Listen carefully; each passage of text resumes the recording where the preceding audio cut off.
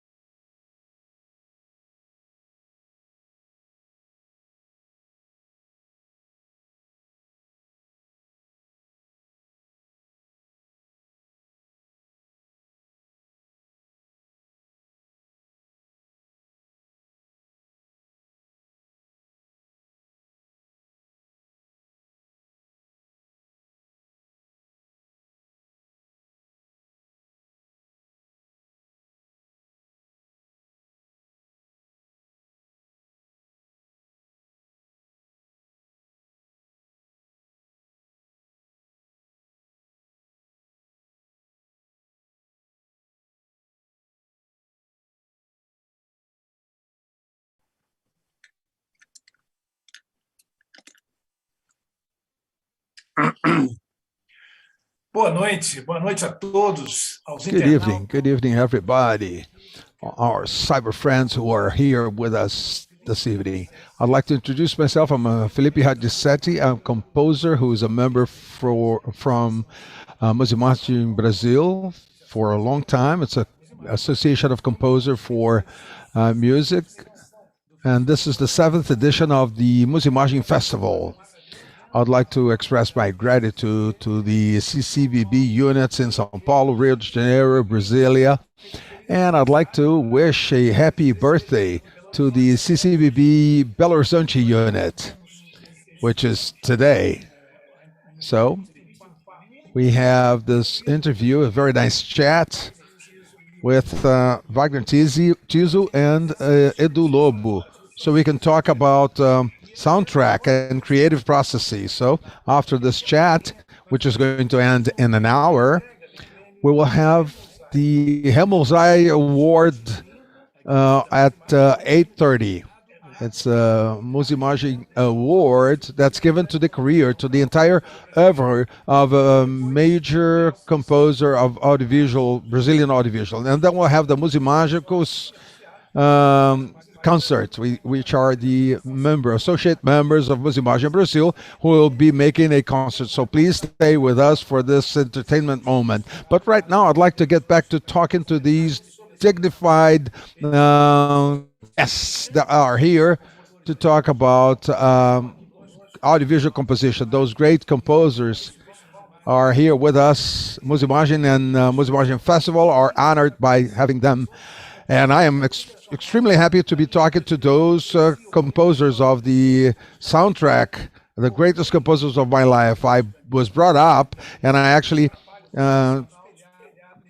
trained my professional work by mirroring myself on the work on the oeuvre of those two major composers. So good evening, Wagner. Good evening, Edu. Now, who's going to be first? Me? Well, first of all, say good evening. Okay, good evening.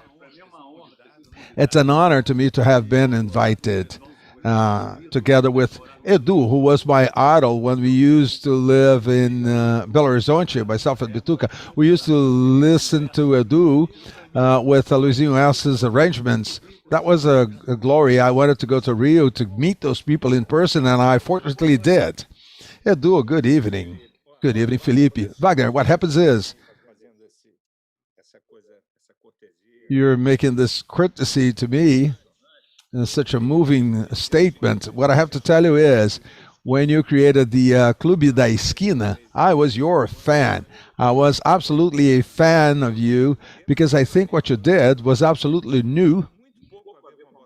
It didn't have anything to do with Bossa Nova. It was something that had sprung out of Minas Gerais, out of your own selves. Journalists usually upset me a little when they divide popular music, popular Brazilian music. You have the old music, Ari Barroso, Pixinguinha, and so on and so forth. And then we had Bossa Nova, and then we had Tropicalism. And they always skip Clube da Esquina as if it were not a movement. And it was a movement, one of the best movements I ever witnessed in my life. To my liking, that was a major musical movement because it changed things. Melodies were different, harmonies were different. The way you sang was also different. So many people, in addition to Wagner, that was Milton, Nelson Angelo, Beto Guedes, all of those good guys that you all very familiar with. I would like to use your words now. Same thing. When we first got to that first Club de Esquina record back in '72, if I'm not mistaken, that just sent everybody mad. That was new sound that would fill us with joy and pleasure. We would gather people around a record. And at that time, not everybody had money to buy records, so everybody would go to somebody else's home because that was somebody else had a record that we would spend the night listening to the record. And I was always, Club da Esquina was always there. It was not an intention to become a movement. It was not a movement. It was just friends on the stairway of the Levi building in the city of Belo Horizonte. After I came to Rio, the Borges moved to Santa Teresa, and then they made that quarter where I belong, and I am part of that stairway. But eventually, it became a movement without having the original intention. Well, it actually modulated Brazilian music. This is why people usually refer to that as a movement, because there were consequences to it, and it scattered those consequences all over Brazilian music. Now let's bring our topic to musical soundtrack, the theme of this evening. So I'd like to start with Wagner. It's a very simple question, just to entice a quick conversation to our listeners here. How did you ever make it to the movie? So how did you ever become a composer for audiovisual? It's a long story, but I'll try to clarify it. I wasn't a film composer, but since my first record with Som Imaginário, people recognized this visual element in my compositions. So Milton, for instance, he developed the soundtrack for Os Deuses e os Mortos by Rui Guerra. And I made the bass arrangements with O Som Imaginário. And there was this music missing in the center part of the film, which was when Otton Bastos fights the pig, and then he parades with the around along the main avenue of the city carrying the pig. So I did the Matança do Porco, killing slaughtering the pig.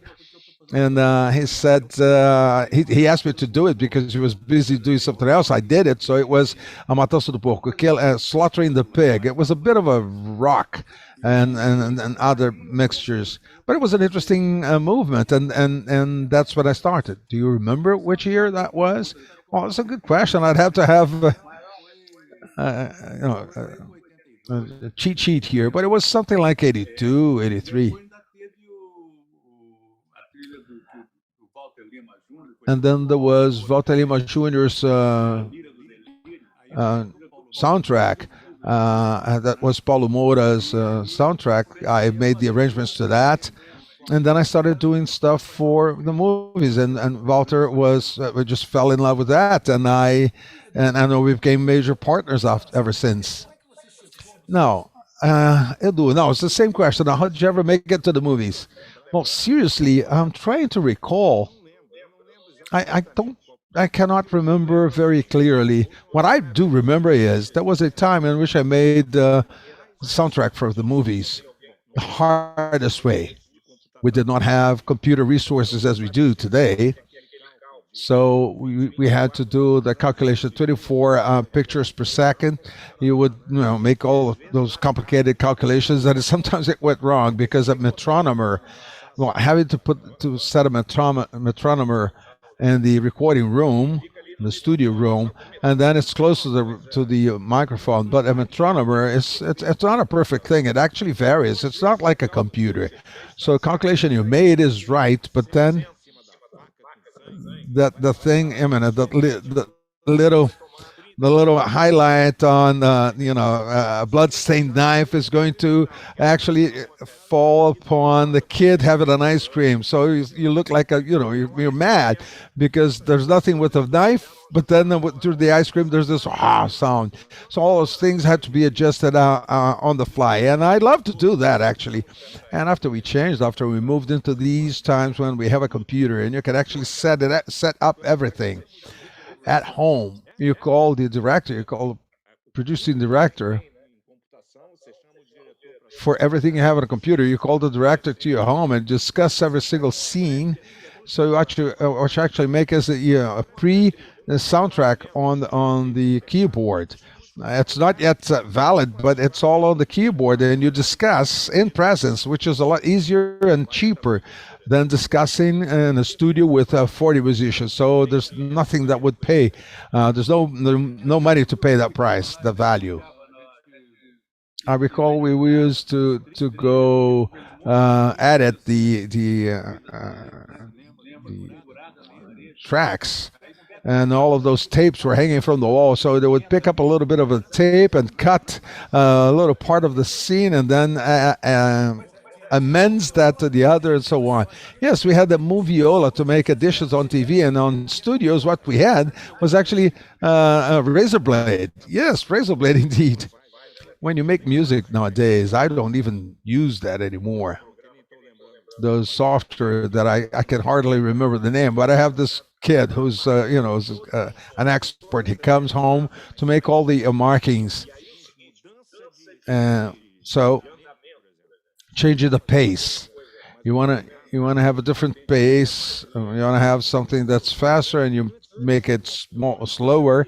So you schedule you set it up before you start recording. So you have a map, and all it takes is start writing. It's a lot easier now and more precise, more accurate. Not only that, but the sound quality is wonderful, because it used to be horrible. As you left the studio, the sound you heard would be transformed into something very bad. A faggot that you would record. That's a beautiful instrument that has a wonderful sound. So when you heard it in the movie, it sounded like a bamboo flute.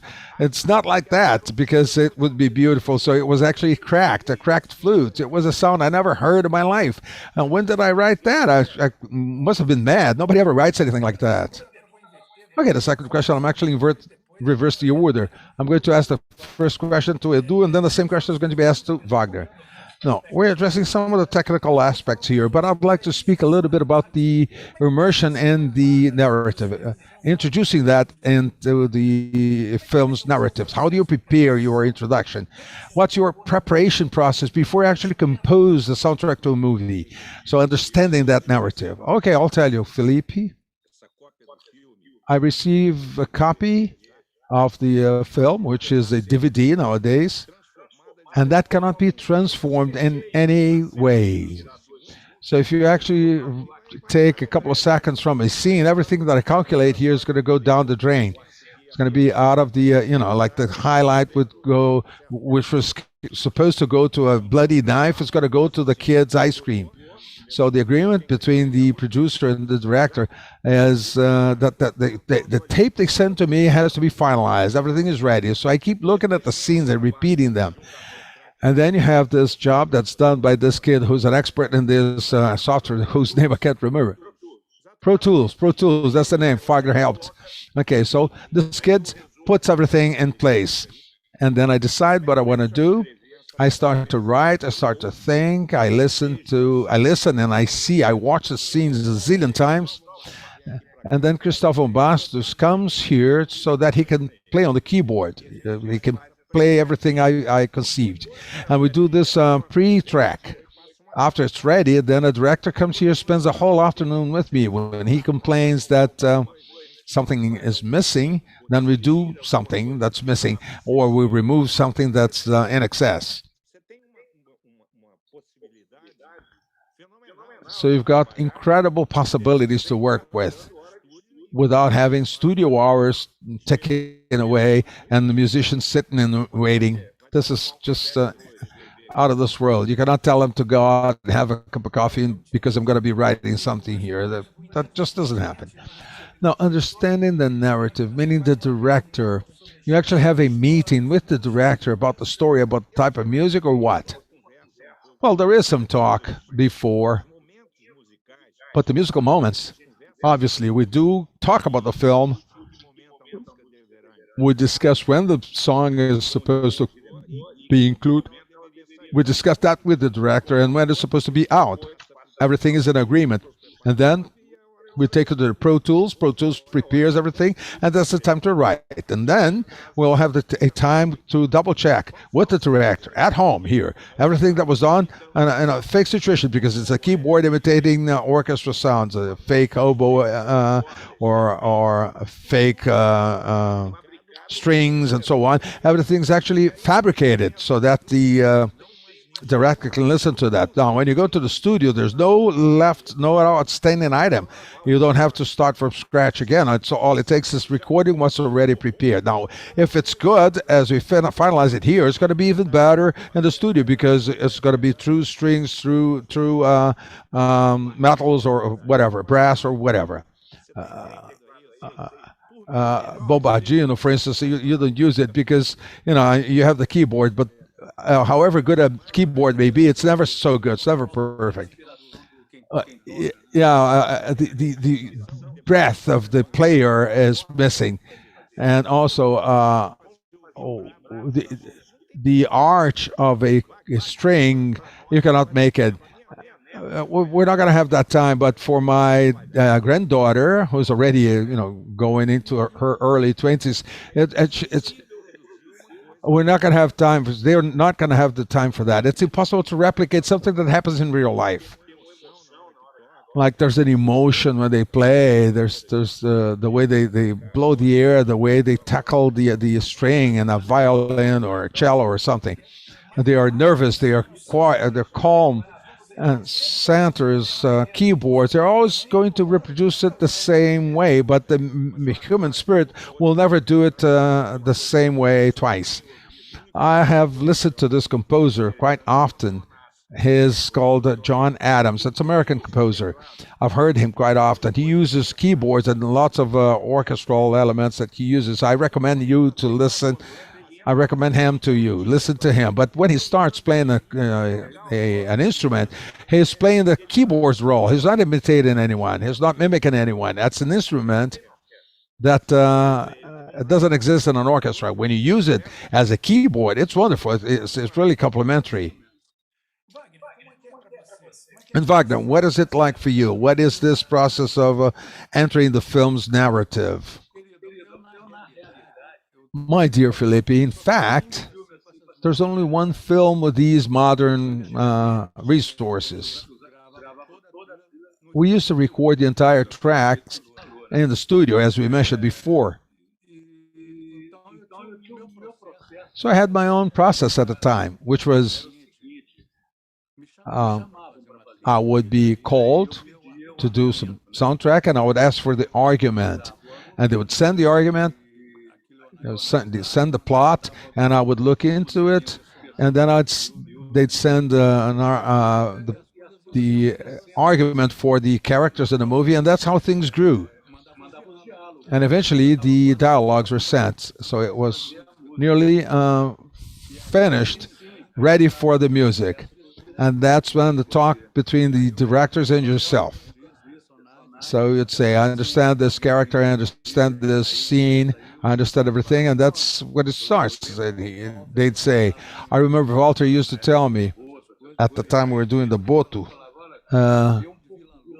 he says, put in a little Villa Lobos in that. And in the other film, he would say, put something like a Bill Evans, a Klaus Augen, and that would be introduced into my mind. I would aggregate those things to the characters. By means of this dialogue with the director, our process would start. We would go to the studio and start recording piano, cello. I have many things for quintets, the older films by Walter and other directors. I'd do that. And that was the moment when the director would say, this is a bit too much, it's a bit too little. He would cut things. We did have those tapes that we would cut and amend them. So at the time, the sound was bad because the amendment was bad. So that's how it went. I mean, I'd receive the information, I'd discuss the information with the director, and finally, the studio. We would invite the orchestra to play. There was this film I made with a major, complete orchestra, Petrobras Symphonic Orchestra. For that film, which is known to everybody, So I made that with a big orchestra, and others I did with half an orchestra. And then I started to do with the keyboards only. And that's what happened to the Os Desafinados, for instance. This is why you might have thought that the sound was better. You naughty boy. And it's not a matter of being more modern. It's something related to the recording. I have this experience too. I think a determining factor of which instruments we're going to be using is the film's budget. There are budgets that will allow for full orchestra, and other budgets you'll have to sort of, sort of reduce the ensemble of instruments. As you were describing this process, there's this little interesting aspect about narrative, because often enough, the director has this imagery, or he sort of anticipates how the music to the film should sound. And if we fail to capture that, we will go wrong. We will take a different avenue from the directors, because the director is the first one to have a global overview of the entire piece. And he needs to describe to us how the process is going to evolve. I'm going to reverse this question, because after your statements, what crossed my mind was the following. Have you ever had the opportunity to work with directors who are musical directors, meaning those guys already have a musical view? And I will start with Wagner now. So, did you ever work with this director who had a musical outlook on the film, a very clear outlook? Yes, as I mentioned, Walter Lima Jr. He would give me the ideas first, as I said. He would say, I would like to have some Villa-Lobos here, or Klaus Hagemann. Walter is extremely musical himself. So he would help me compose the soundtrack. Some stuff, I usually refer to it as partnership. It's my own music, but his presence, his participation, inspecting the composition, because it was his demands. He had lots of demands about the music in his film. So he is an extremely musical individual who actually helped me put the soundtrack together. Can you mention any other cases with this marriage with the director? We see how the role of this relationship is crucial. This will determine a lot, and the composer needs to actually put that into practice. Let me tell you, there are directors that are musical, like Wagner is mentioning, but there are others that are not very musical. For example, when you talked about, for example, when the director wants something, you have to discuss, because sometimes you think something that is exactly the opposite, and then you have to see how it works. Of course, he has the last word, it's his film, but I usually say, when, for example, there is a conflict, I said, okay, it's your film, you decide, put whatever you say, but okay, you can put the sound of a goat if you want. I'm not going to compose anything because your idea is horrible. I think it's simple, but when the director is musical, you never will have that sort of problem. That's what Wagner is mentioning, because the guy becomes your partner, because this is very rare. I don't remember a director telling me. So Klaus Orman with something a bit Villa-Lobos. I never managed to get someone like that. I did manage to get people that are easier to talk about. And I have people that were extremely difficult as well. So did I had directors who told me, okay, I want a music that fits the scene. I had a story with a director. He's not here anymore, but he was very scared because already had a method. I started to study that in Los Angeles. I went in 69 and came back in 71 and started to think about that. And then I would record like bits. There was a scene that was 7 minutes or 7 seconds, for example. You create a moment of 7 seconds with the beginning, middle, and end, like a mini song. But that's how we work. And he, poor thing, he started becoming anxious and was embarrassed, and he didn't understand what I was doing at all, because I would say, for example, take 29, and that was it. Yeah, wow. Just to make it short, I went to Recife, as I used to go every year. And then I received a call from this director asking, please, he was apologizing. I didn't say anything because I didn't know what to say. But now that we actually edited the film, I understood how the music really fitted. I didn't say anything at the time, but you must have realized that I wasn't. Sorry. Now I really loved your work, and that I went to the sea and I had a beer. And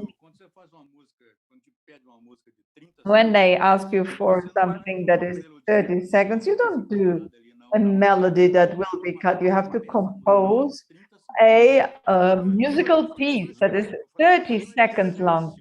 I'm talking about 7 seconds even, whatever.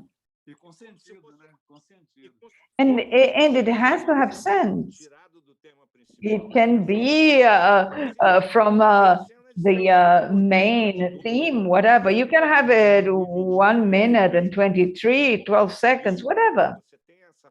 So, of course, today you can work with a computer and you can do just a little bit of 123 and you can change the tempo. You can have many different tempos because the click was actually programmed by the guy.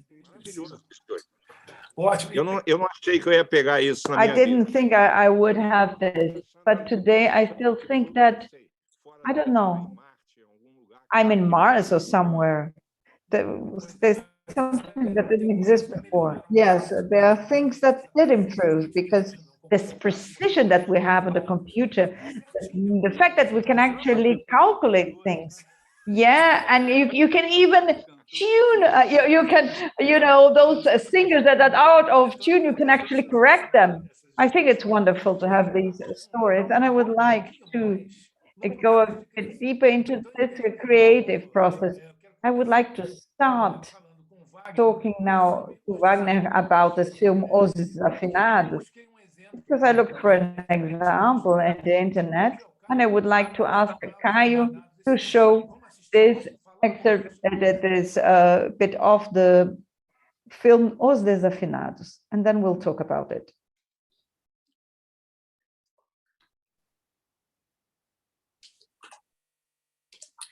Não estou vendo o som, ouvindo. Não sei se o público está ouvindo. There is no sound. I can only see you, Felipe. I cannot see the film. Mas talvez o público esteja ouvindo o som. Talvez, vamos ver. I don't know whether the audience is. Okay. Aqui é o som. Now, yes. Do seu caminho, por isso somente. Ok, estamos de volta. Então, So we're back. How was this creative process for the music of this film? First of all, it had to be based on bossa nova. This is a group of musicians that went to the United States in that festival of bossa nova, this party of bossa nova that happened then at the time. They didn't let them in, and they went back to Brazil, and they were very disappointed. In this scene, it is a love scene in which the guy says that he's in love with a girl, even though it's not true. And the song is a bossa nova, is Tell Me a Lie, Mente para mim. And I did the song based on his lyrics about love lies. Walter asked me to let's really base ourselves on bossa nova, and that's why the film is called Os Desafinados.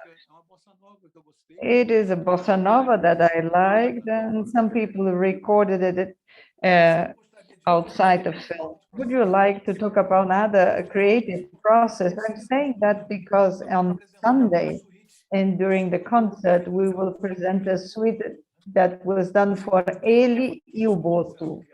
You want to talk about this creative process? Ele e o Boto is the one where Walter asked me to get something similar to Villa Lobos. Otherwise, we would just put Villa Lobos. Então foi isso. That was it. I did as much as I could, and the film was done. There are many essential films, so the dolphin becomes a human being to conquer women.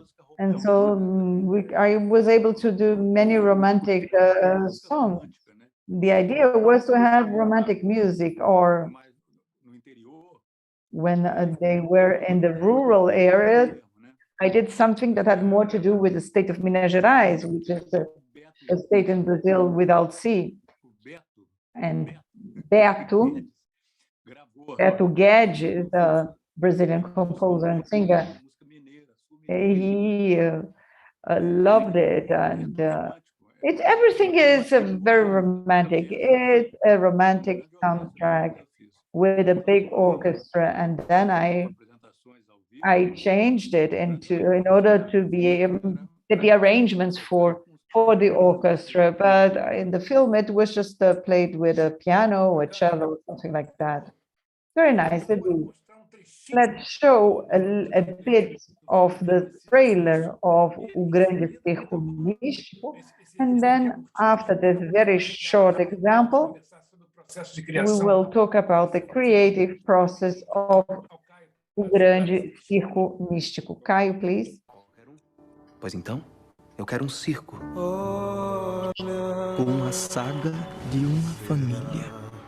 Que ela é moça, será que ela é triste? Foi como se nada tivesse acontecido antes disso na minha vida. Como se tudo fosse começar naquele instante. Como se Deus estivesse criando o mundo naquela horinha mesmo. Olha, será que é de louça? O nosso. Então, Edu, fala um pouquinho sobre o So, processo. Edu, talk a bit about this creative process. Felipe, well, this soundtrack was ready since 1981. The whole music, all the songs were actually created for the ballet of the Guaira Theater. That was a commission. And then 3-4 years ago, I don't know when the film was done, but it was just recently, we just adapted the songs, and I had the help of Itamara Thierry to do the arrangement for the orchestra, and so we just adapted it, really. Músicas incidentais para o filme? Did you do specific songs for the music? You want to talk a bit about those specific songs that were specific for some scenes? There were some scenes that when we discussed about them, okay, they get into a bakery or whatever, and then what sort of music we're going to use. You have to think about the time. You're not talking about 2021. We're not even in the 20th century. We are at the end of the 19th century. All those things, but we have the songs. Yeah, we have many of the main songs we used in the film. Beatriz, for example, which is the most known one. We have it many times, but we don't have all the songs that we actually created for the ballet. Foi simples. It was very simple. We just adapted a track that was ready, and we composed specifically for certain little vignettes. 23, 49 seconds. That's how you create a soundtrack. I read an interview where Edu was saying that he doesn't compose by inspiration, but he only actually works with commissions. Yes, commissioned work is an inspiration. I have been reading aloud about people that say, "Oh, I hate commissioned work because I'm obliged." I love to be obliged to do something. I always give the following example: if you offer me the biggest musical in the history of the world, and I said, "Oh, when do you have to deliver it? Whenever you want." You know when I would do it? Never. Eu estava esperando pela primeira I música. would be waiting until now. Even if the contract has been, even if we had signed it 10 years ago, because the deadline is very important. The commitment and to sign the contract is very crucial, because there's someone who's going to call you and say it's ready. No, you cannot say, "Oh, wait, I forgot it." No, you fucked if you say that. No, you cannot forget it. You cannot forget it. And the other good thing is that you're talking about the characters. Yes, for example, I used to wake up in the middle of the night and I was remembering Lily Brown. What is she going to sing? Of course, I talked to my partner, and we would think about who could be able to sing, and then we had the image of the singer with the character, and this is very stimulating for any composer. Não, no meio da Covid, como eu Because in midst of COVID, as I mentioned to you, when I wake up, I sit at the piano. What I'm going to write for whom, for what? But the contract, the obligation, the character, they call you. Wait a second, I'm here. That's the way I am. Please decipher me. Go there, look for it. And then you spend the whole day thinking about it, about the characters. There are thousands. I'm talking just about, we have many, many, many different films. Wonderful. I love this comparison. I would like to compliment. I heard many people say that the greatest source of inspiration is the call from the producer. But someone told me, and I don't know whether it's true, someone told me that Tom Jobim used to say that we always worked because someone was commissioning you, and sometimes it was your heart. What you, of course, what you said is something very. It was Cole Porter who said that.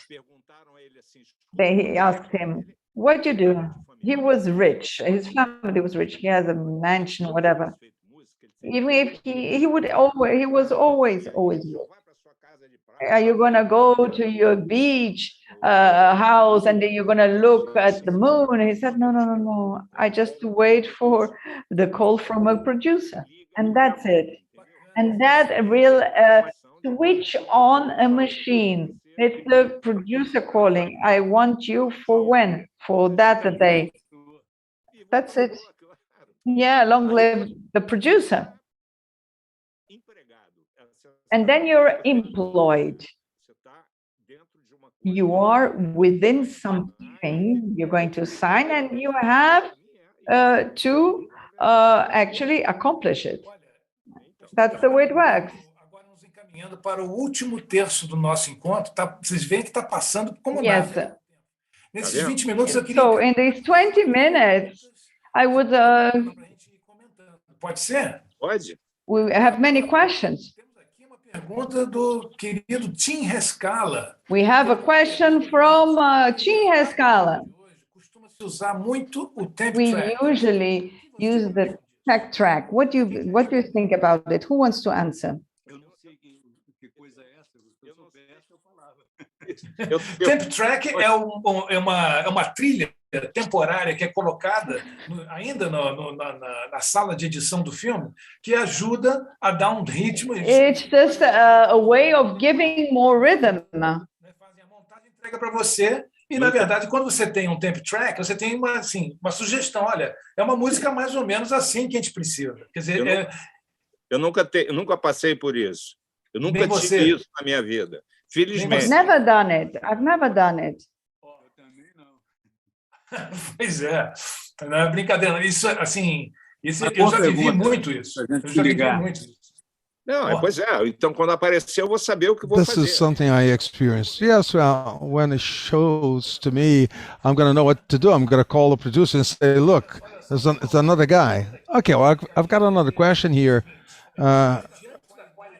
which is, given the quality of the Brazilian music, which is recognized all over the world, now you think Brazilian music for audiovisual, it is, do you think it is duly appreciated? Well, appreciated, I wouldn't say it is, but it is useful.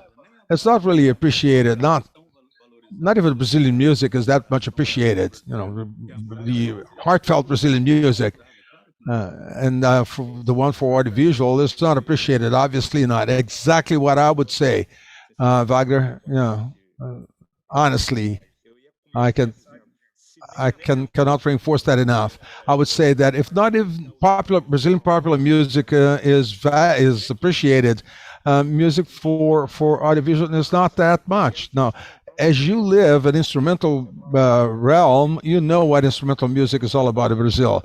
If you speak to a recording company, I have this instrumental project. They'll get a hold of the telephone and ask for a taxi or Uber nowadays, and he would go to the beach and leave you standing there. Is that instrumental? Yes, it is. Yeah, well, nobody will sing. Okay, well, just give me a minute, and then he will go away and never be back. Fantastic. Our cyber viewers are sending questions to the two of you. So the next question is very interesting. Sometimes a soundtrack comes out of the stage and takes its life of its own. Beatriz and Coração de Estudante were good examples. So what was it for you guys to see that coming into life? So their empowerment, so to speak, they become autonomous. They come out of the audiovisual and they take life of their own. It comes from the previous topic. Coração de Estudante came out of the Django, the film, and was Django's theme. So that's the theme song for Django Lá. His personal trajectory, his history. So this song would be like many thousands of the songs that we have. That would be inserted into the film, and it would have no way out of it. So Coração de Estudante, which was got the lyrics by Milton, so it came out of the film, and then it became a huge success. If it were not for the lyrics, it would be sitting there, and nobody would ever know what that song was all about. Well, I think it is wonderful when actually a song can actually detach from a soundtrack and make it for the world, make it into a life of its own. I recall how frightened I was when I realized, perhaps by singing Beatriz for a number of years, I'd sing that song and nobody would know what song it was. Nobody had any idea whatsoever. But as of a certain point in time, and I don't know why, and I say I don't know why, because Beatriz is a very extensive song, hard to be sung. It's not a song that everybody sings like, yeah, let's sing this part now. Nobody will sing with you. Now, it's wonderful when you feel this sound emerging from the audience, a sound of approval, just as you introduce a song, and you feel there's approval coming from the audience. That's wonderful. But I cannot tell you how it happened or why it happened with the song. This is one of the songs that everybody knows. Whenever I go on a show, when I sing it, everybody knows. Everybody who's there in presence, they will know it. You're not going to say that it's a super popular song because it isn't, but those who go to a show will know it. I think the example given by our cyber friend here we're commenting upon, which is the case for Beatriz and the case of Coração de Estudante, they are two wonderful pieces which had evidently a social impact. Each one had its own context. Coração de Estudante is introduced in an important political moment of Brazilian history, and Beatriz is also inserted at a specific moment, and it speaks to people's hearts very deeply. They are pieces that have a life of their own because they are indeed very expressive pieces, and they are inserted in the field of song. I'm crazy about those two songs. And I'll use this opportunity to read another comment coming from our cyber friends, which says, when you compose a theme for a film, do you sort of draft the orchestration, or is that done at a later moment in life? If I could start, yes, orchestration is done at a later moment. I think about building the melody and the harmony. Not being a pianist, I discovered somebody who wrote this piece that I love. They said there are pianists like Wagner, like yourself, great guys playing piano, Bill Evans, and so on and so forth. I am a pianeiro, which is a Brazilian rearrangement of the word. I discovered that making a melody out of your fingers is much richer than if I do it on a guitar. I've never been a soloist because I'm kind of lazy, so there's no solo on my guitar. I do the harmony, and I compose with my voice because the voice is a lot more limited than a finger on a keyboard. The fact that I studied accordion 8 years of my life, it gave me a good right hand, which is not clumsy to say so. It is a little bit, but not that much. But then as far as the left hand, I sort of adapted to it. So you talked about this piano player, not a pianist, as a guy who can actually, accompany himself. There are piano players that have good tastes and others that are not so good. Some of them can do good scales, they can do open harmony, but they're good in taste, and they can accompany themselves in good taste. And there are the piano players who are not even good for that. They're not good, not even for that. When I compose, I have this orchestra in the back of my head here.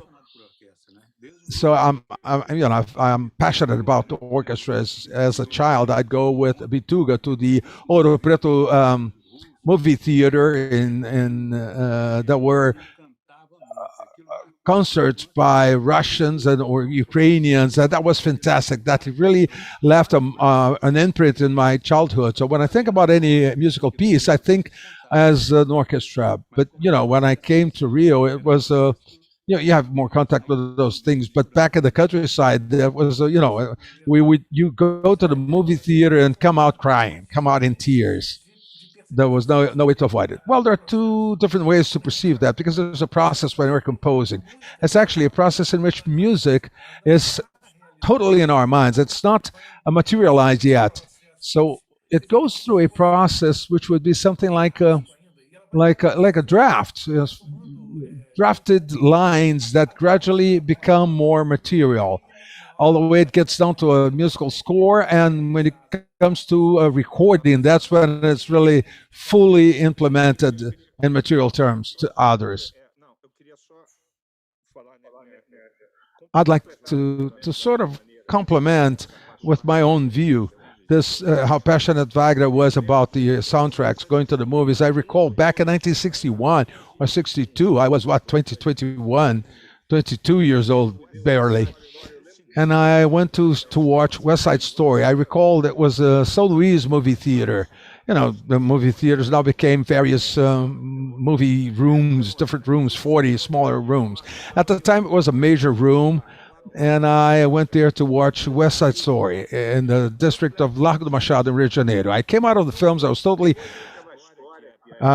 in dismay. It was not because of the story. Beautiful interpretation by many people, very good people. Everything was fantastic, but I was totally taken aback by that song. I didn't know him at that time, and Wagner will know it.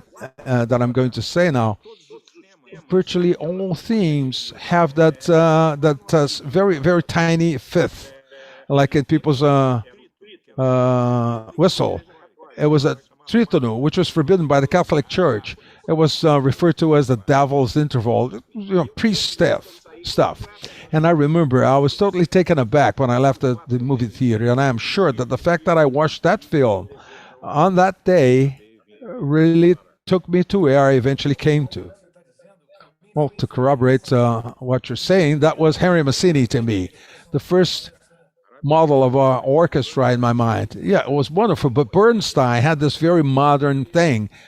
It was not by chance that he was always a very good composer, a great classical music composer all along his life, and a great conductor. He's got a very extensive history. You cannot mention it because it will take me at least some 14 hours.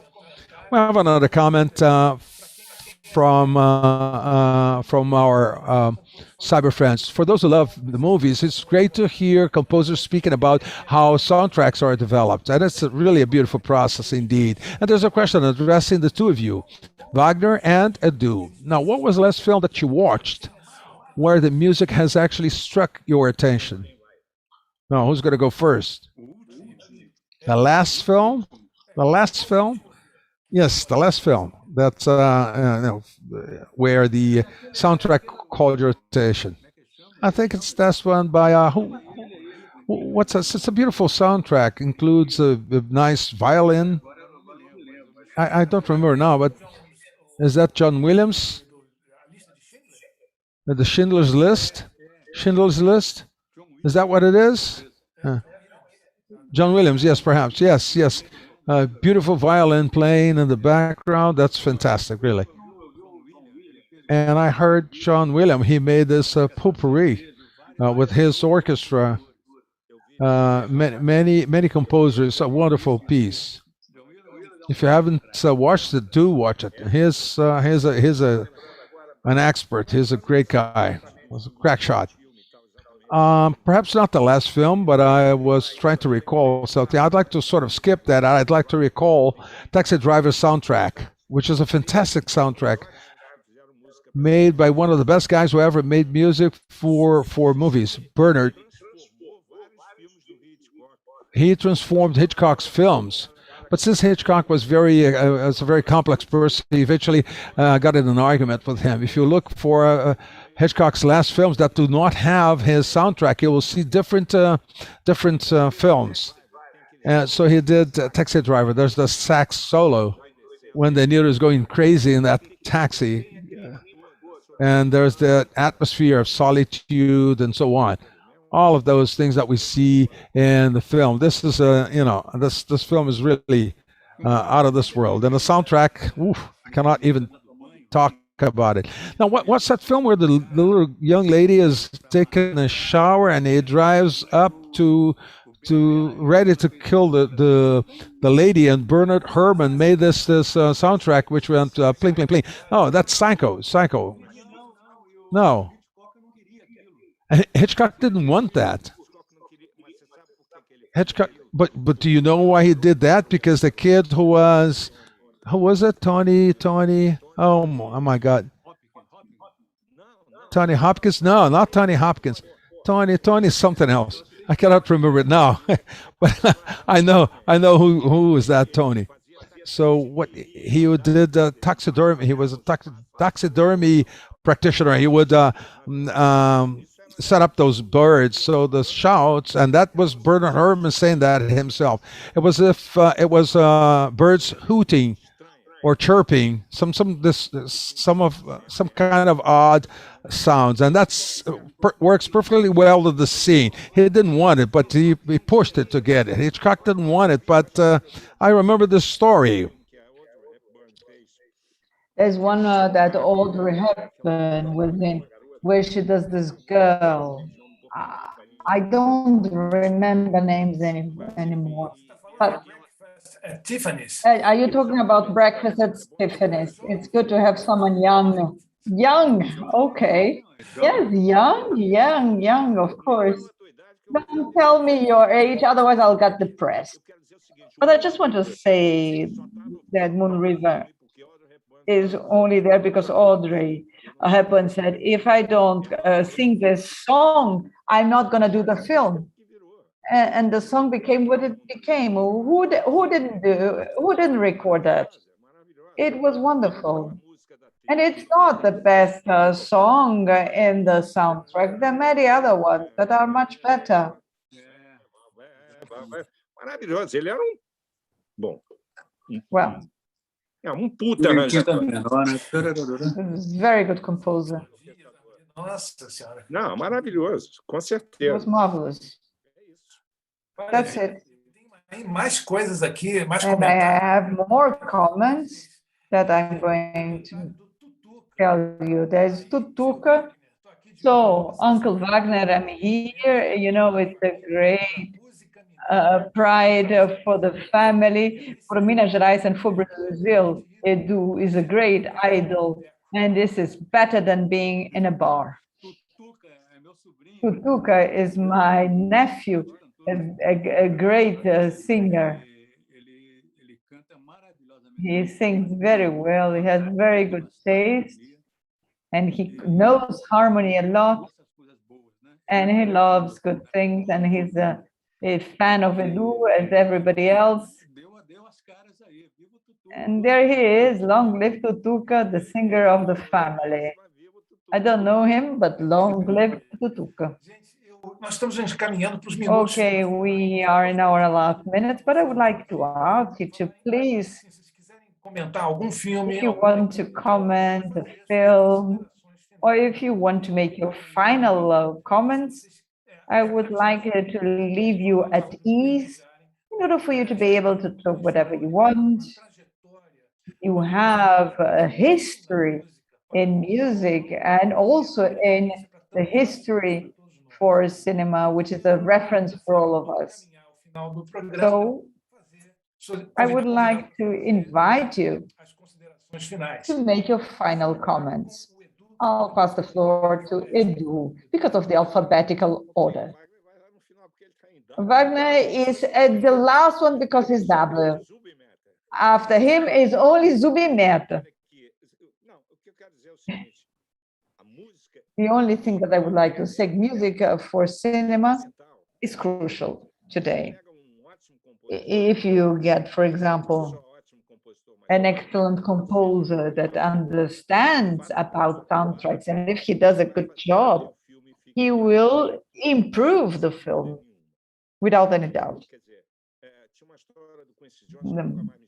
Quincy Jones, there's a story, he used to say the following: no good music saves a bad scene, but a bad music can actually spoil, can destroy the scene. Sometimes it's really disturbing, but a good music soundtrack won't save the scene.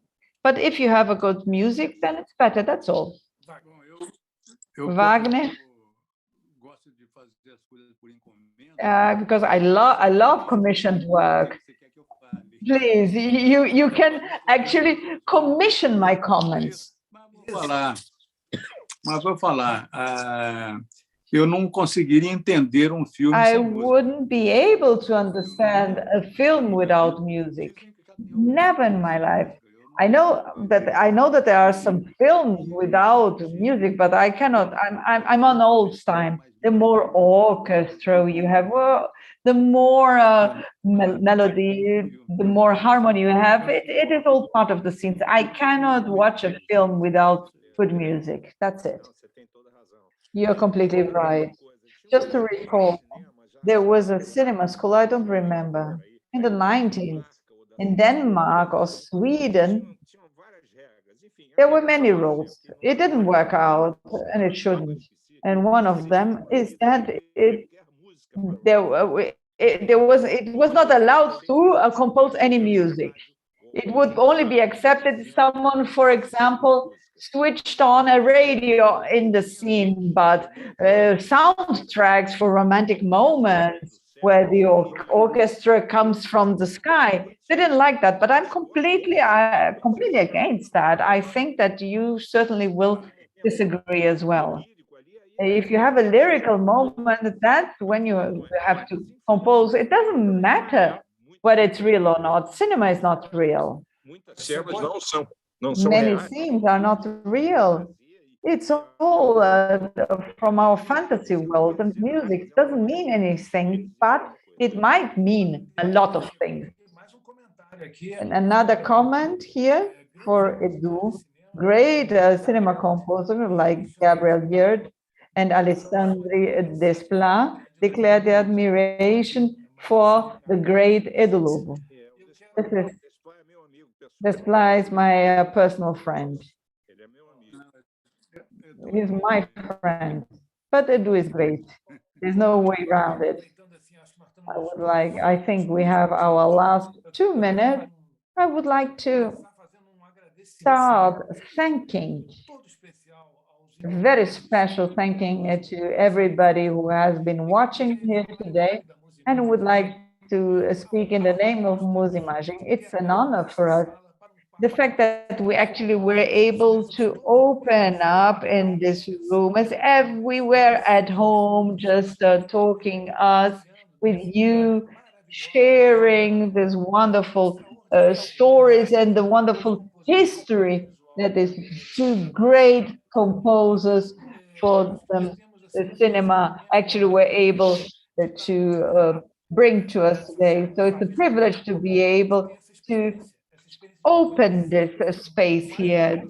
So we were able to learn about the strategies and the creative processes of two composers that contribute to the Brazilian soundtrack culture, which is very important for our history. I'm here in this room, and I'm very, very happy because it was a pleasure to be the mediator here, because both composers were examples of aesthetics, techniques, good taste of the different sonorities of the orchestra on a melody, and mainly harmonically, which is something that always attracted me. And I would like to thank as well the Cultural Center of Brazil, because they made it possible for us to have our festival. I would like to thank Marco Souza, who created this festival, and all the music magicians who worked so much in these last months before the festival, recalling that now in less than half an hour, we will have a